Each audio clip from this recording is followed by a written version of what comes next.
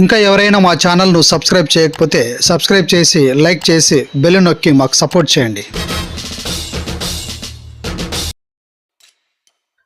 నమస్తే, welcome to ANTV. Kurnool జిల్లా ఎమ్మెగనూరులో కోతులుబావు శ్రీ భక్తాంజనేయ స్వామి దేవాలయ స్థల వివాదం ఇక ఆపండి అంటున్న పబ్లిక్. ఎందుకంటే అసలు ఈ సమస్య ఎలా వచ్చింది, ఎందుకు వచ్చింది, ఇప్పుడు ఇది పక్కదారి పట్టిందా, దీనికి కారణం ఎవరు అంటే ఇప్పుడు ఈ స్థలం గుడికి సంబంధించిందంటూ వచ్చిన వారిది తప్ప, లేక కొన్నేళ్లుగా సైలెంట్గా వ్యాపారం చేసుకుంటున్నటువంటి వారిని ఖాళీ చేయించిన మున్సిపాలిటీ అధికారులది తప్ప. ఇదంతా నిజంగా మున్సిపాలిటీ ఆదాయం కోసమా, లేక ఇక్కడ దుకాణాలు నిర్మిస్తామన్న నెపంతో లక్షలు కాజేయడం కోసమా అన్నది పబ్లిక్లో ఇప్పుడు హాట్ టాపిక్గా మారింది. అక్కడ దాదాపు 40-50 సంవత్సరాల నుండి ఉన్న అంగళ్ళు కమిషనర్కు ఇప్పుడు అడ్డంగా ఉన్నాయని కనిపించాయా, లేక అంగళ్ళు తొలగించిన తర్వాత ఖాళీ స్థలం కనిపించగానే ఇక్కడ గుడి ఉందని ఇప్పుడు దేవాలయం మాదంటూ వచ్చిన వాళ్లకు ఇంతకుముందు గుడి కనిపించలేదా?